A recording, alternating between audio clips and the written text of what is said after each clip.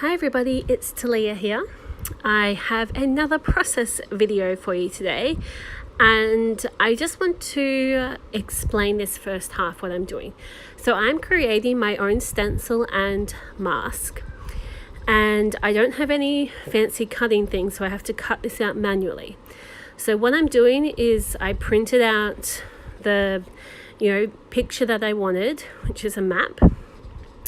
I used the lead pencil to draw around it, then I turned it over and scribbled on the other side, and hopefully you can see there it made a mark onto my page. Okay, so because it made that mark, then I can cut it out using a knife of some type, like a craft knife or whatever you have. And the trick, of course, is to have like a very sharp knife and a very sturdy knife.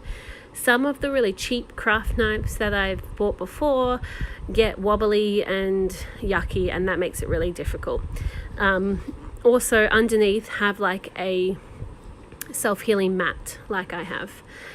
Because I want to create this into a stencil and a mask, I want to make sure that it's like both the cutout part and the inside are really neat.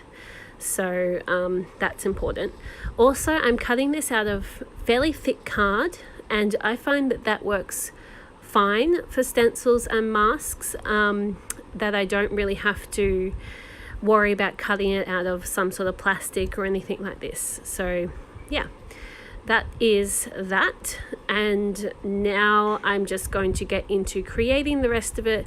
You'll see in this process video it is sped up heaps because I'm doing jelly printing, and there's just like a lot of prints you need to do when you're doing jelly printing to sort of get the prints that you're after. And because there's no sort of guarantee of how the prints will turn out, sometimes you have to do more than what you plan anyway. So anyway, you can see all of what I'm doing on there, and we can start our chat. Yes, so 2018, hey, like it is already a week and a half into the year, and I'm feeling like I really need to get started on my bigger projects that I have planned. On like the 1st of January, I very spur of the moment decided I wanted to do one of these like 100-day projects or 365 projects or something like this, and I decided that I would try that, and that I wasn't really going to commit to 100 days or to the whole year or anything like this. I just wanted to give it a shot. I feel like I have a lot on at the moment and a lot to do, so I didn't want to do so much and then make myself feel like I'd failed. If I didn't commit, then it was okay. But turns out that I'm really enjoying it. I decided that I would just do I have a whole bunch of 4x6 project life cards that are just plain white, and it's actually like quite a thick cardboard, and I'm doing all of mine on those. And I am so surprised. I know people say this about these sorts of everyday projects, but it's so true. I feel like I am learning and growing so much by just having to sit down and do this every day. Plus a 4x6 inch card, it's the size of a standard photo. It is not huge. I love that freedom of having a small card that I have not wasted tons of paint or resources or even tons of time if it turns out really bad. Not that I would say any of the ones I've done so far have been bad, though definitely some I like more than others. So it is it's a really good process, and I'm trying to do the style of making marks and stuff, which is something that I really love but not something I'm particularly good at. So I'm really seeing an improvement in my work so far, which I really like. And it's nice to just be able to create something that is, that doesn't have to be so permanent, or doesn't have to be so what am I saying?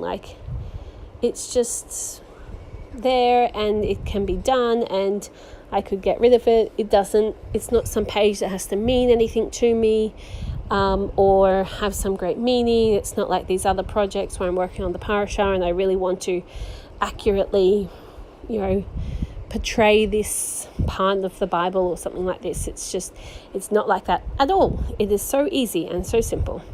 I can just experiment with the actual techniques, and that is something that I think in this stage in my art journaling life is something that I need to come back to and redo. It also really complements the other projects that I'm working on, which are more introspective and creating pages that have great meaning. Yes, so is anyone else into gelli printing like I am? I actually love it. Excuse me. Even though there is I can understand why people may not like it, because it's like a very inaccurate type of art, and it's sort of sometimes it's like a big investment of your time or energy, and you can't create something that you have a clear vision for, which could be frustrating, but I still love it. I love the randomness of it. I really love the texture that you get, and the idea of printing things, particularly loving it with stencils and masks like I did in this page. My problem, though, I suppose, I don't know if you could even really say it's a problem, is just that the one I have is not quite like A4 size, which is what all my books are. So I end up with this sort of problem where the gelli print is smaller than the page, and you can see here I fix that pretty well, I think, by I put washi tape underneath on the sides, I stuck it down, and then I will do painting over the top. You could also kind of fix it by doing more random prints, not trying to line them up every time, so you had bits made it bigger. But yeah, I really love it. I'd love to know in the comments if you are into gelli prints, or if you are just into them from afar. You can appreciate them, but you really just don't bother to try them. Not that keen, or if they do not appeal to you at all. Super interested. I might put a little poll up if I am savvy enough to know how to do that. Also, I mentioned before that I've been doing all this making marks sort of stuff in my little mini everyday project, and so you can see some of this come across. Really inspired by a whole bunch of people who just do amazing work in this area, and very keen to try it and get better at it. So let me know what you think. We're about to go into some close-ups of the page, and so let me know what you think of it all, and I hope that you like this video. Leave a comment, subscribe, all those good things. Share it with someone you know, and I will see you on Tuesday.